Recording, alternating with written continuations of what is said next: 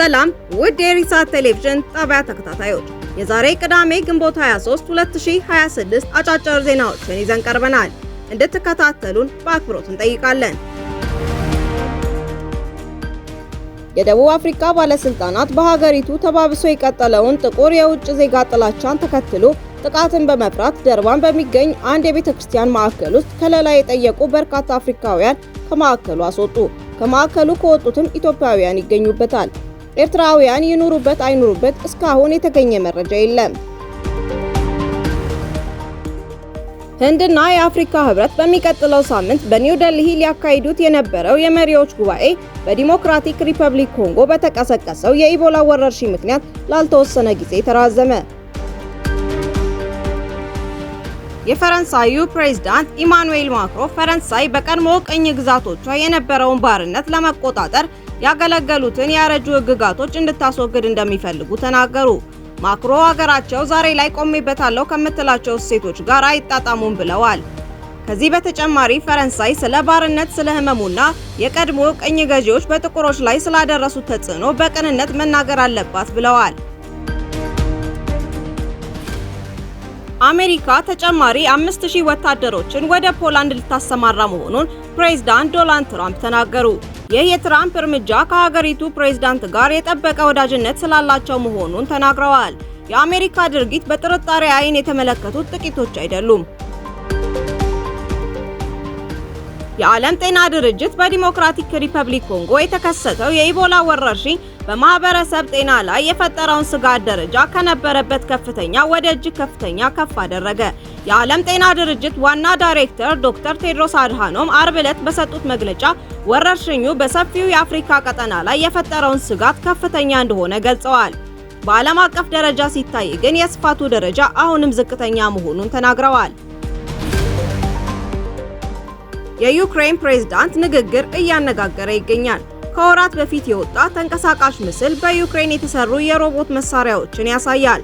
ፕሬዝዳንት ቮሎዲሚር ዜሌንስኪ የጠላት ይዞታን ተቆጣጥረናል ሲሉም ይደመጣል። ፕሬዝዳንቱ እንዳሉት ወታደራዊ እርምጃ የተወሰደው ሙሉ በሙሉ ሰው አልባ በሆኑ መሳሪያዎች ነው። ይህም ሮቦቶችና ሰው አልባ አውሮፕላኖች ድሮን ያካትታል።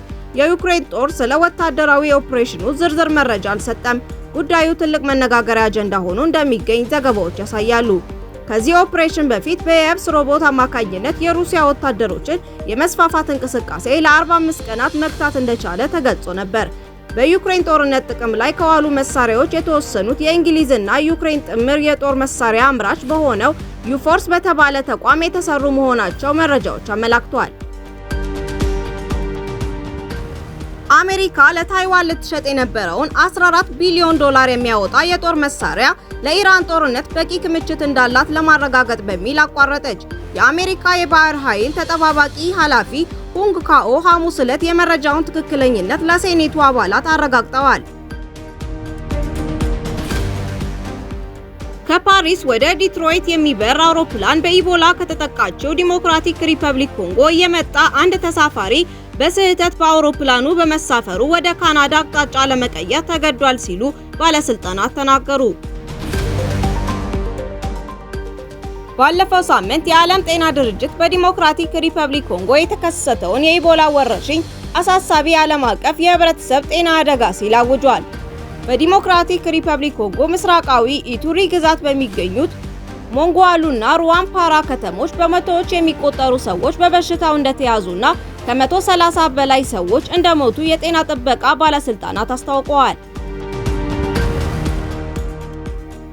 አሜሪካና ኢራን በዩራኒየም ክምችትና በሆርሙዝ ወሽመጥ ላይ በሚኖር ቁጥጥር ላይ አለመግባባታቸውን የሚያሳዩ ዘገባዎች ሐሙስ ዕለት ቢወጡም የአሜሪካ ውጭ ጉዳይ ሚኒስቴር ማርኮ ሩቢዮ በድርድሮቹ ላይ ጥሩ ምልክቶች መኖራቸውን ተናገሩ። ከኢራን በኩል ጉዳይ በማስመልከት የተሰጠ መረጃ እንደሌለ ዘገባዎች ይጠቅሳሉ። ኢትዮጵያ የባህር በር ፍላጎት አጀንዳዋን ይፋ ካደረገች በኋላ ግብጽ ከበባ በሚመስል መልኩ እየተንቀሳቀሰች ነው ሲሉ የውጭ ጉዳይ ሚኒስቴር ቃል አቀባይ ተናገሩ። አምባሳደር ነቢያት ጌታቸው ሐሙስ ግንቦት 21 2026 ለጋዜጠኞች በሰጡት መግለጫ ኢትዮጵያ የባህር በር ጥያቄዋን ካነሳች በኋላ ከግብጽ በኩል ውጥረት፣ ትንኮሳ የሚመስሉ ነገሮች እየታዩ መሆናቸውን ተናግረዋል። የእንግሊዝ ፕሪሚየር ሊግ የ2025-26 የውድድር ዓመት በአርሰናል አሸናፊነት እሁድ ይጠናቀቃል።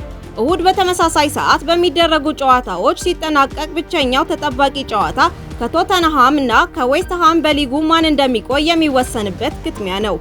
የቢቢሲው የእግር ኳስ ተንታኝ ክሪስ ሱተን ዓመቱን ሙሉ ሲያደርግ እንደቆየው የመጨረሻው ሳምንት ጨዋታም የራሱ የሆነ ግምት አስቀምጧል። እናንተስ ምን ትላላችሁ? ግምታችሁን ጻፉልን። ውድ የኢሳት ቴሌቪዥን ጣቢያ ተከታታዮቻችን ለዛሬ የያዝናቸውን ዜናዎች የቀረቡትን ይመስሉ ነበር። በቀጣይ እስከምንገናኝ ድረስ በደህና እንድትቆዩ እንመኛለን።